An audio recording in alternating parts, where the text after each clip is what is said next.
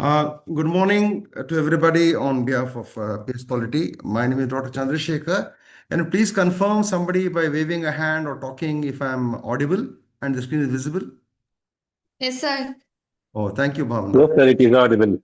Right, thank you. And may I also request participants to, not turn the video off to save bandwidth. And when you ask a question, please do come on.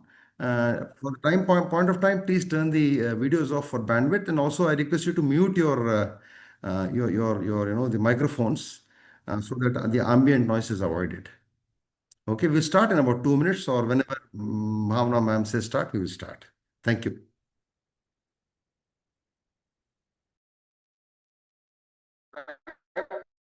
Point of time, please turn the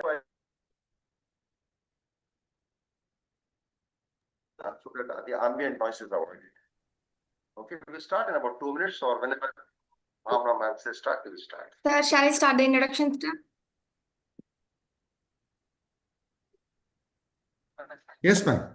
Okay. Point of time, please turn the Sir, I think someone have any queries, sir? Okay, sir, I will start the introduction, sir. Yes, ma'am. Please start.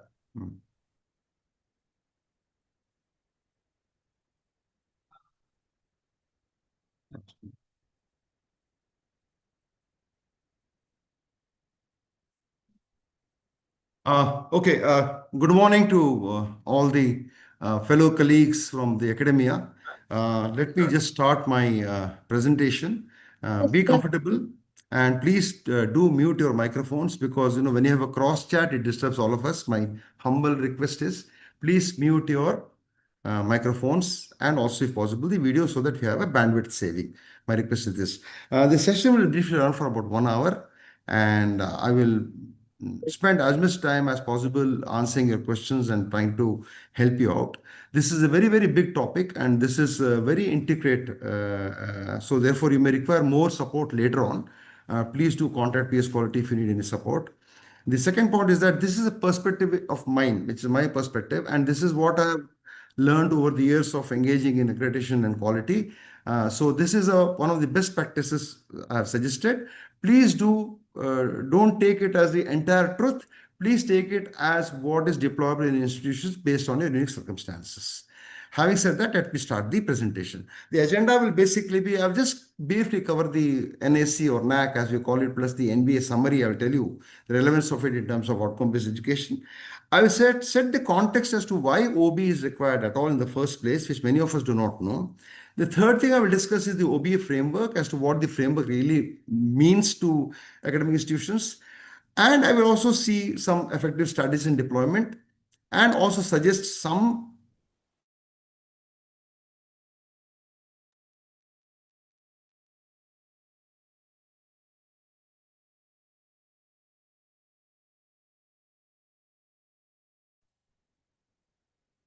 So it's not audible. Sir, I think it's a network issue, sir. Kindly check. Wait a minute, sir.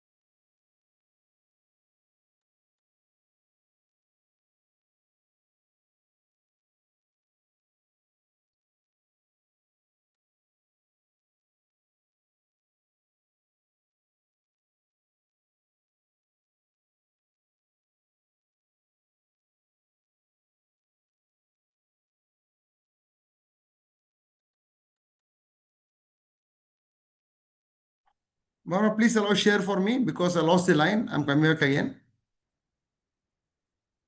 Yes, sir, I already shared. And now I start the introduction, sir. Then you will continue the session by yourself. Okay, okay. You don't have to introduce so much, but that's Okay, okay. sir. All right. Good morning, one and all. I am Bhavana from PS Quality Certification Private Limited, Chennai. Welcome you all for the today's session. And we have 20 years of legacy of operations. We provide advisory support to higher education institutes across the nation for getting accreditation under NAC, NBA, and NIRF ranking 2. We provide advisory support to HEI in obtaining the deemed university status and complying with other statutory requirements. Also, we do advisory support in getting certification for various services like ISO standards, green energy and environmental audit, and academic administrative audit. We provide training for NABL, NABH, and quality tools. Also, we conduct FDP for faculties and value added courses for students of HEIs. We also support HEI in entering MOU, securing consulting funding, and establishing tie-ups with international universities. PSQC is well-established professional research and development organization supported by highly qualified, devoted, and experienced professionals focuses on achieving quality. For today's webinar on HA accreditation, outcome-based education best practices by Mr. Dr. Umesh Chandrasekhar. We are honored to introduce our expert speaker, Dr. Umesh Chandrasekhar, a highly respected academician, trainer, and consultant in the field of quality assurance and higher education strategy. Dr. Umesh Chandrasekhar brings a remarkable blend of experience with over 18 years of academia and 25 plus years in corporate leadership, including senior roles at the Times of India Group. He has played a pivotal role in helping institutions navigate national and international accreditations like NAC, NBA, ACBSP, and ISO 21001 2018. He certified as AACSB evaluator and ACBSP mentor, and currently serves as an adjunct professor at the Kirloskar Institute of Management. His areas of expertise include accuracy development, strategic planning, outcome-based education, teaching, learning, innovation, and institutional branding. Under his leadership, institutions have successfully submitted SSRs and AQAR developed award-winning project aligned with UN SDG, published ISBN books, and implemented impactful academic reforms. Dr. Chandrasekhar has conducted 50 plus workshops and sessions across India and continues to mentor several institutions on their journey to academic excellence. We are truly honored to have him with us today, guide us on HA accreditation with focus on outcome-based education and best practices for quality assurance. Once again, I'm happy to welcome you, sir. You can take over the session now. Mm. Thank you very much, Bhavna. Please don't believe what all Bhavna said.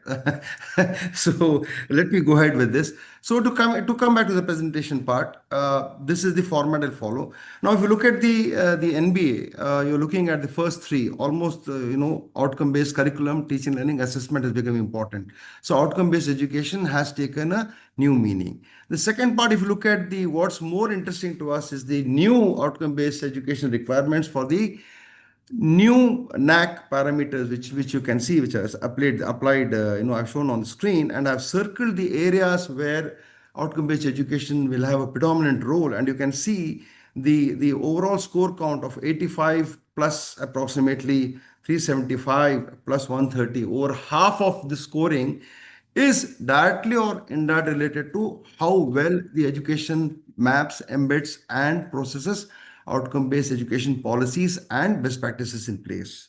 So this is what we're going to discuss today primarily. Many of us may not have come across this subject, so I may be repeating some concepts. Please bear with me because it will benefit all of us in the long run. Right. So what is the first part which I need to understand is that what does the NAC really want? NAC really wants, first point which NAC wants is to you have to map the course outcome to program objectives. That is very, very important. You must also, having done that, track students' performance effectively.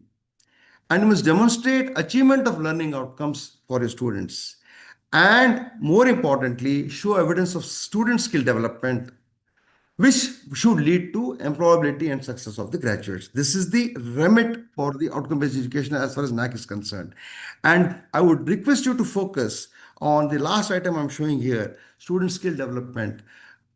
Please let me forearm you and tell you that the National Education, New Education Policy and including the NAC are really, really looking evidence to make sure that you are empowering your students in terms of skill development. This is the crux of the entire matter as far as I can see the way forward. Now, let us see let's have a quick poll, okay? I have got about 80 plus participants here. And there are multiple choice answers. Can somebody just go through and tell me where your institution stands or where you stand in terms of your understanding of outcome education? How do you deploy it in your institution? Can somebody just put the microphone on and share with us?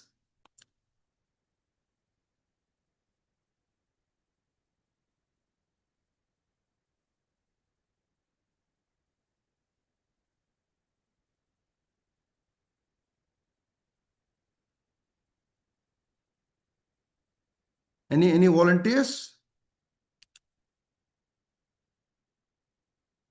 Any volunteers who can comment on this, or is there anything else you may want to add? Please share it now. I need one answer before I move forward. This is how it works. We have to communicate and we have to engage each other. So please, okay, somebody sent me a chat. That's also fine. You can also send a chat because obviously chat may be confidential. That is fine. No issues.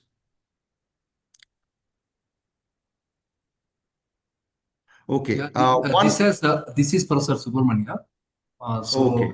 actually, Right. these things have become essential now. I think this process-oriented approach is also yielding some good results to the institution. No, So no. So I'm looking at your position. Somebody has said D.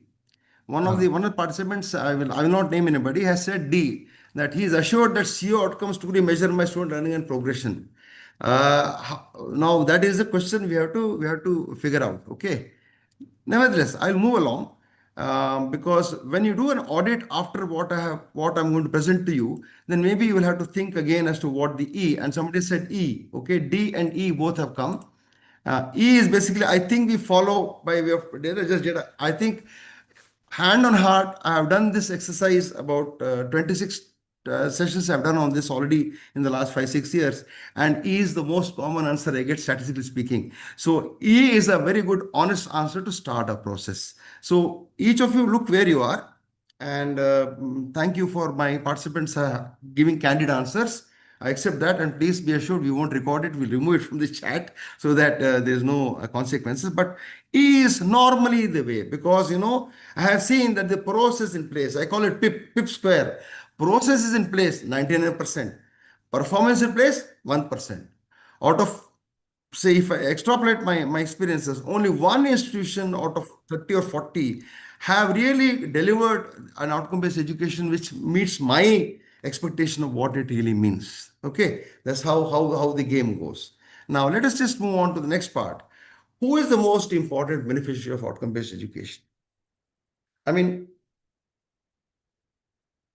if it comes to the final analysis, outcome-based education measure is also a measure of your academic performance vis-a-vis faculty. Would you agree or not? Any disagreement or any discussion, we can have a short discussion here. I am saying outcome-based education is actually an effective measure of faculty's academic performance, i.e. teaching learning performance. Would you agree or not agree?